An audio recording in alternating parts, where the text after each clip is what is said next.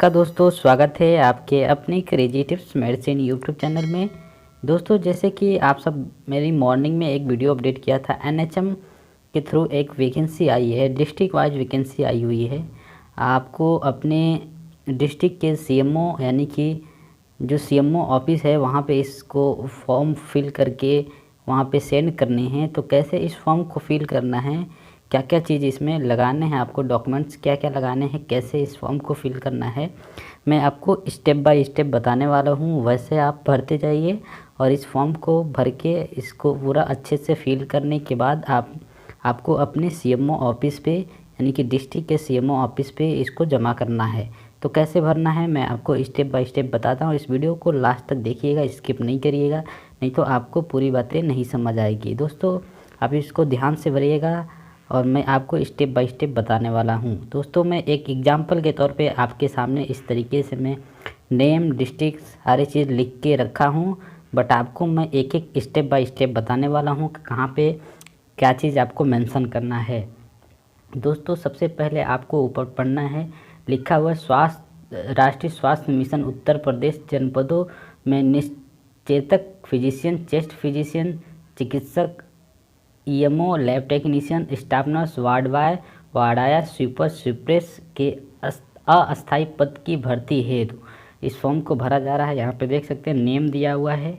Name में आपको अपना नाम लिखना है। मैं यहाँ पे विपिन कुमार लिखा हुआ हूँ, बट आपको अपना नाम लिखना है। यहाँ पे इस फॉर्म के यहाँ पे पिता का नाम आपके अपने पिता का नाम लिखना है। यहाँ पे माता का नाम लिखना है, आपके माता का जो भी नाम होगा आप यहाँ पे लिख सकते हैं। आधार नंबर, आपका आधार नंबर जो भी हो आप अपना आधार नंबर लिख सकते हैं। मैं एग्जाम्पल के तौर पे यहाँ पे लिख के रखा हुआ हूँ ऑलरेडी। आप अपना आधार नंबर यहाँ पे लिखना है, आपको अपना आधार नंबर लिखना है। श्रेणी में लिखना है, सामान्य है, अन्य है, पिछड़ी वर्ग है, अनुसूचित जाति है, यानी कि आप जिस वर्ग के होंगे, ओबीसी होंगे, जनरल होंगे, एसटी होंगे, एससी होंगे, तो यहाँ पे ओबीसी लिख देना है, या आप सामान्य पे या अन्य पे, पिछड़ी पे ट्रिक करके यहाँ पे ओबीसी, जनरल, एसटी, एससी जो भी होंगे यहाँ पे लिखने हैं। आपको अपना मोबाइल नंबर यहाँ पे मेंशन कर देना है, जो भी आप अपना मोबाइल नंबर चलाते हैं, एक है तो एक, दो है तो दो नंबर यहाँ पे सेव कर सकते हैं। पंजीकृत संख्या आपके पास यदि है तो हाँ, नहीं है तो नहीं, है तो हाँ लिखना है, नहीं है तो नहीं लिखना है। यहाँ में वर्तमान पता दिया है, यहाँ पे अस्थाई पता दिया है। यहाँ पे देख सकते हैं वर्तमान और अस्थाई पता दिया है। वर्तमान में आप कहाँ पे रह रहे हैं, यानी कि मान लीजिए आप गोरखपुर रह रहे हैं, आपका घर देवरिया है या बस्ती है या गोंडा है। यदि आप मान लीजिए गोंडा के हैं तो वर्तमान में कहाँ रह रहे हैं, लखनऊ, तो लखनऊ यदि रहते हैं तो लखनऊ का एड्रेस यहाँ पे लिखना है। और अस्थाई में आपका घर कहाँ पे है, वहाँ का अस्थाई में लिखना है। यानी कि आपको वर्तमान में जहाँ पे भी आप रह रहे हैं, यानी कि यदि आप घर पे रहते हैं तो घर ही का अस्थाई वाला पे डालिए। यदि घर नहीं रहते हैं, बाहर कहीं और रहते हैं, कहीं और जॉब करते हैं, तो वहाँ का भी यहाँ पे पता डालना है। अन्यथा आप यदि कहीं नहीं रहते हैं, अपने घर पे ही वर्क करते हैं, तो आपको अस्थाई पता डालना है, फिर इसको नहीं फिल करना है। यदि आप कहीं और रहते हैं तो यहाँ पे डाल सकते हैं वहाँ का एड्रेस, ठीक है। इसको भरने के बाद आपको फिर इधर साइड में आना है। यहाँ पर आपको डेट ऑफ बर्थ भरना, यानी कि जन्म तिथि आपको मेंशन करना है। लिंग में आप मेल हैं, फीमेल हैं, जो भी, यदि लड़के हैं तो मेल लिखिए, लड़कियां हैं तो फीमेल लिखें। वैवाहिक स्थिति, यानी कि यदि आप मैरिड हैं तो मैरिड लिखिए, अनमैरिड हैं तो अनमैरिड यहाँ लिखना है। पैन नंबर, यदि आपके पास पैन नंबर है यानी कि पैन कार्ड है आपका, तो पैन नंबर यहाँ पे लिख सकते हैं। नहीं है तो कोई बात नहीं, नहीं लिखना है। यदि आपके पास है तो लिख सकते हैं, नहीं है तो कोई बात नहीं। आयु आपका लिखना है, यानी कि आयु आपका कितने साल, कितने मंथ, कितने ईयर हुआ है, उसको आपको लिखना है। यहाँ पे कैसे लिखना है कि आप यदि आपका डेट ऑफ बर्थ 1/8/1996 है तो आप कितने मंथ के हो रहे हैं, कितने ईयर के हो रहे हैं, यहाँ पे मेंशन करके लिखना है। तो आपको जो आपका डेट रहने वाला है, आपका ये डेट रहेगा, यानी कि 1/1/2021। आपको अपना डेट ऑफ बर्थ निकालना है कि आप कितने मंथ, कितने ईयर के हैं।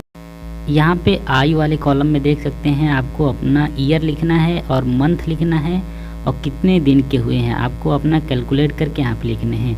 ईमेल आईडी में आपको पता लिखना है, आपकी जीमेल आईडी आपको अपना मेंशन करना है। आपके पास है तो कर सकते, नहीं है तो कोई बात नहीं।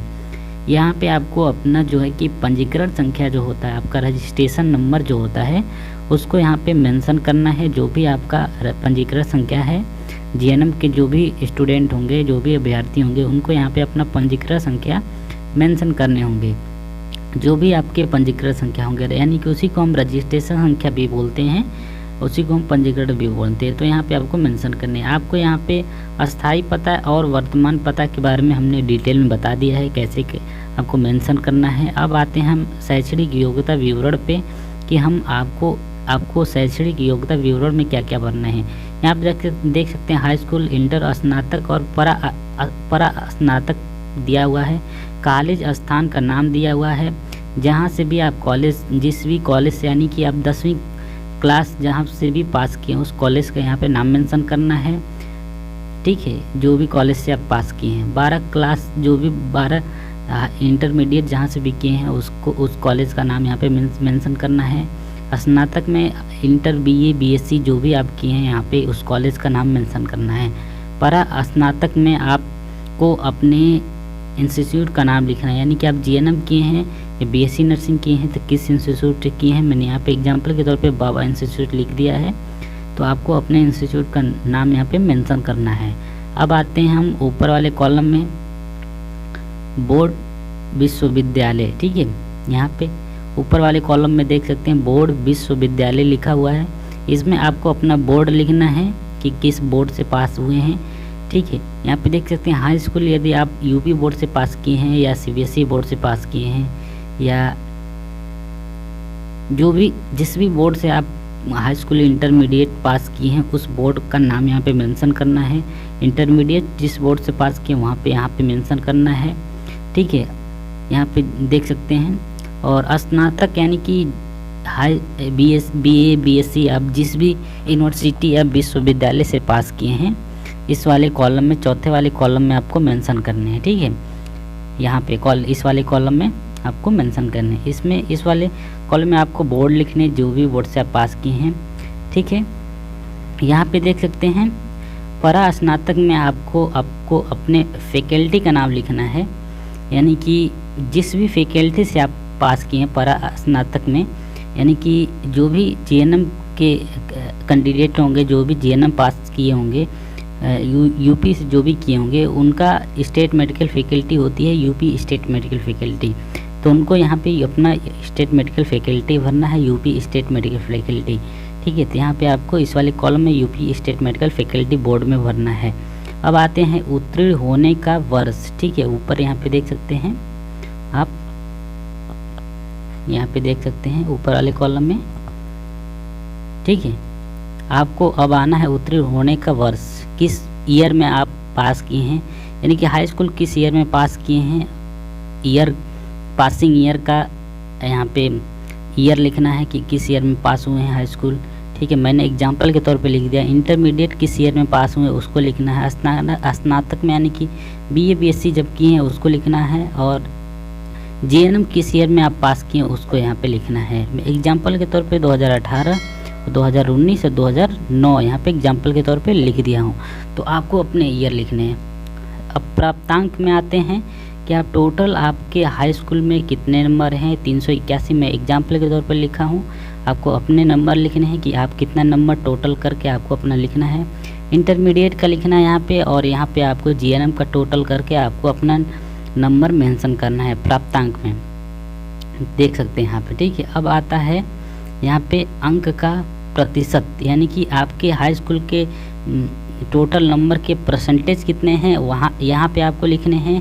इंटरमीडिएट के टोटल परसेंटेज लिखने हैं और यहाँ पे जीएनएम के टोटल परसेंटेज लिखने हैं अंक का प्रतिशत में, अंकों का प्रतिशत में। ठीक है, इस वाले कॉलम में आपको हाई स्कूल का प्रतिशत लिखना है और यहाँ पे इंटर और जीएनएम का लिखना। अब आते हैं विषय वाले में, किस सब्जेक्ट से आपने लिया है। साइंस से लिया है तो साइंस लिखना है, आर्ट साइंस से लिया है तो आर्ट साइंस लिखना है।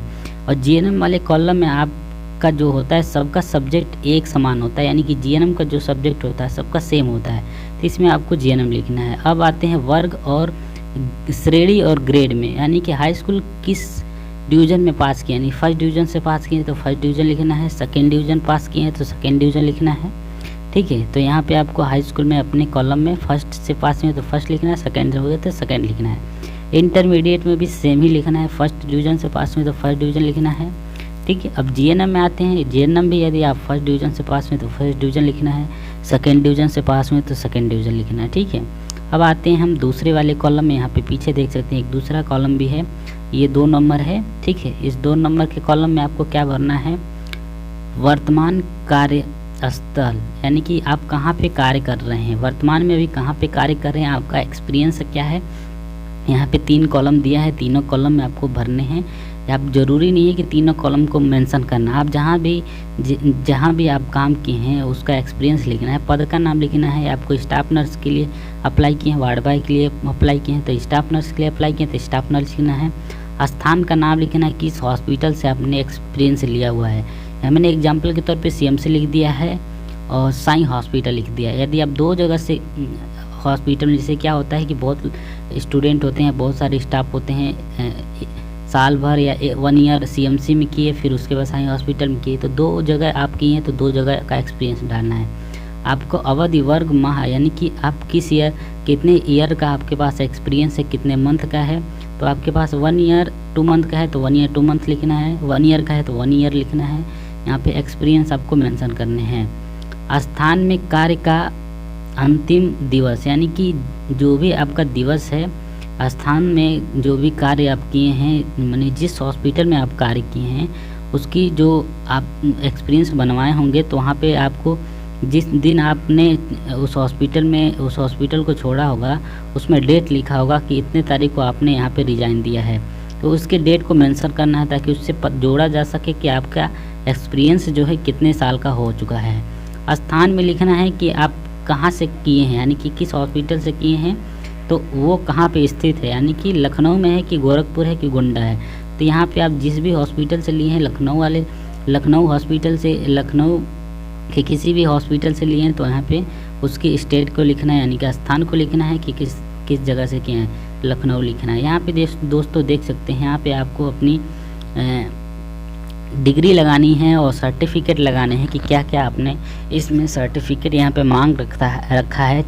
6 से 7 कॉलम दिया हुआ, आप यहाँ पे पढ़ सकते हैं कि क्या क्या दिया हुआ है।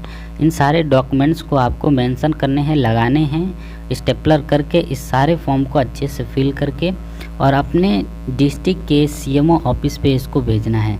यहाँ पे सारे कॉलम हैं, देख सकते हैं जो आपके पास डॉक्यूमेंट हैं, इसमें जो भी दिया है, जात, आय, निवास प्रमाण पत्र, चरित्र प्रमाण पत्र, ये सारे आपको लगाने हैं। यदि आपके पास है तो आप ट्रिक कर देना है, यदि आपके पास नहीं है तो उसको नहीं ट्रिक करना है। जैसे यहाँ पे देख सकते हैं 8वीं कक्षा की मार्कशीट मांग रखा है, तो यदि आपके पास 8वीं कक्षा की मार्कशीट है तो यहाँ पे ट्रिक कर